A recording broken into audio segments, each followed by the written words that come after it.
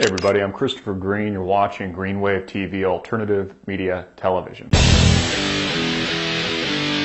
So I keep hearing from the corporate whore liberal media, and I'm also hearing this from our politicians. In fact, when Joe Biden spoke today, he said that America had changed, that the world had changed. And of course they surrounded themselves, President Barack Obama, as he signed in 23 treasonous, illegal executive orders to ban guns here in the United States, surrounded himself with American children of all races to go for the emotional effect here. And they talked about the fact that we are 33 days. There's some religious significance there. I'm not even going to go into it. Just go look it up for yourself. 33 days since the Sandy Hook massacre. They've got to do something because the world's changed, and in order to protect our children, it's always about the children for these people. They don't care about what's happening in the Middle East. Of course, they're drone striking and killing millions of innocents overseas. But American children are the reason that we need to do something about guns here in America. It's the reason that President Barack Obama must sign illegally, through executive order, executive action, 23 executive orders regarding the ban and confiscation of all guns in America today. Now, people are going to say the counterpoint is the liberal left's going to tell me, Christopher, it isn't all guns yet. You're overreacting. It's not all guns. It's just weapons of war.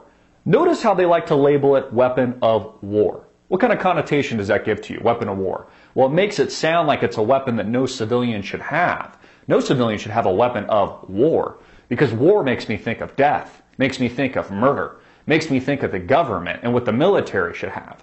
I think we need to look at these labels a little bit more specifically. Instead of a weapon of war, how about a weapon of self-defense?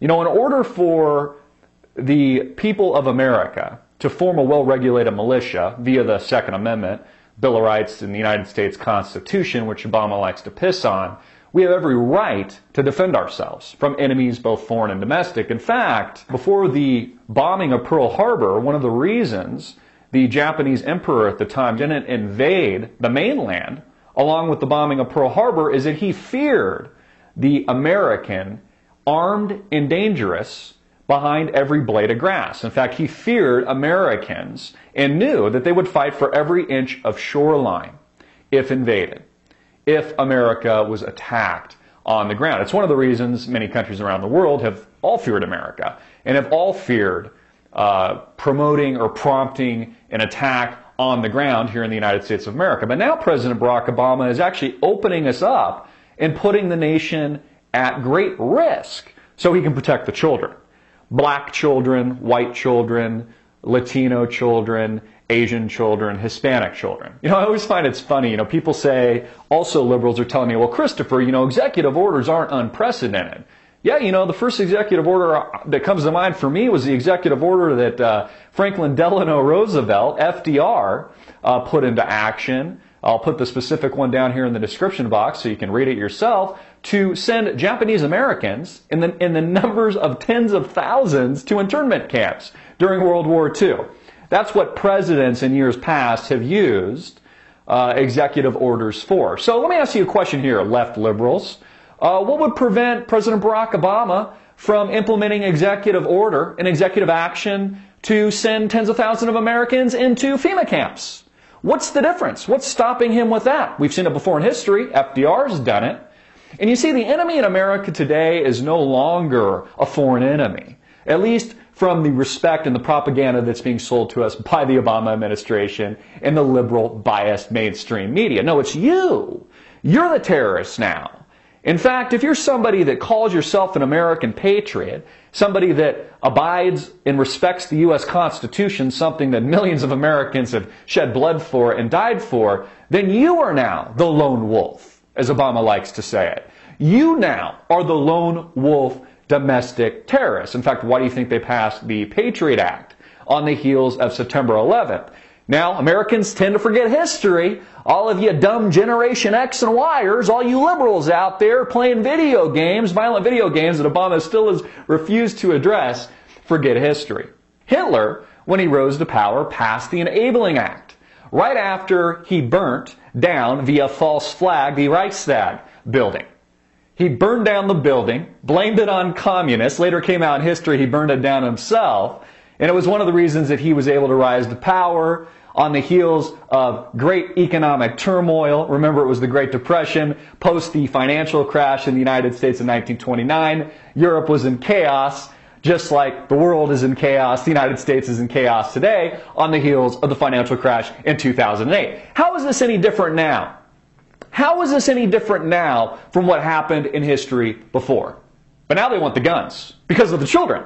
Because of black children, white children, Asian children, Latino children, all the children Obama surrounds them with. That's why he signed the 23 executive order today. It has nothing to do with power.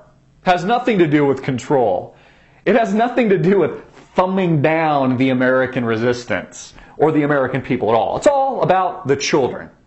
If you believe that, you're honestly an idiot.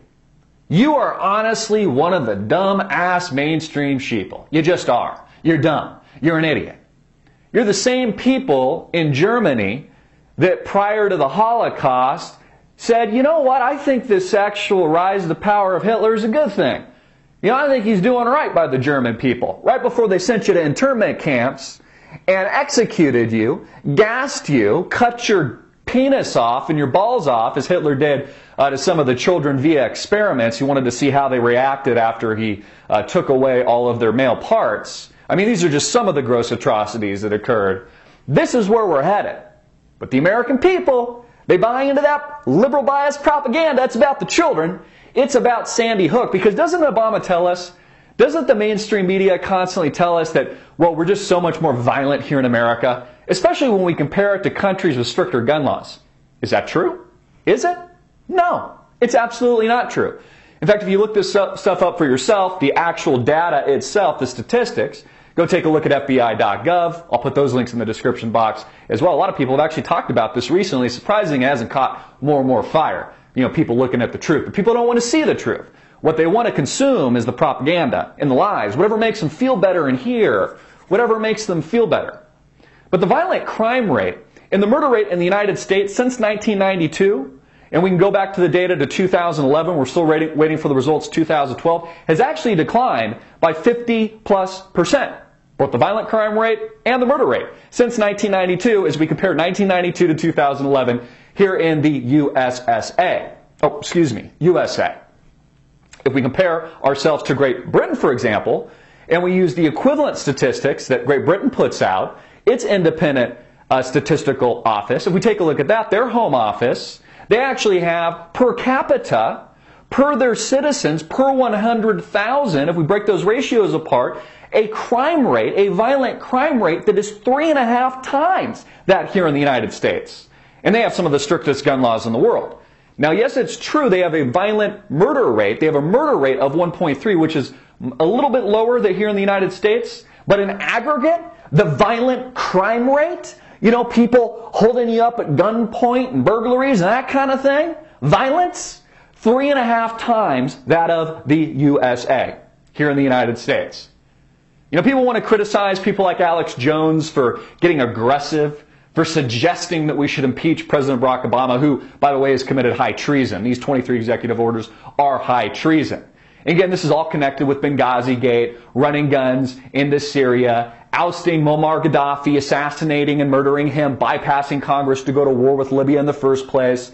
Again, the gun running down into Mexico through Fast and Furious, and the United States Attorney General Eric Holder, who, by the way, still hasn't been punished, one of the largest cover-ups in American history, has all connections to all of this fraud, all of this corruption, all of this conspiracy, and all these cover-ups. But what America's concerned about is the children. Because after all, isn't it more deadly and more violent here in the United States? Nope, it's not. Even with Sandy Hook, and even with these other gross atrocities like the MK Ultra CIA planted James Holmes movie theater massacre, we're still not as violent as the rest of the world. England, 3.5 times. Piers Morgan's town, you know, the Brits, 3.5 times greater violent crime rate in England. You know, these are a lot of questions Americans should be asking themselves, because what this is about is control. It's about absolute control, absolute power, and absolute tyranny.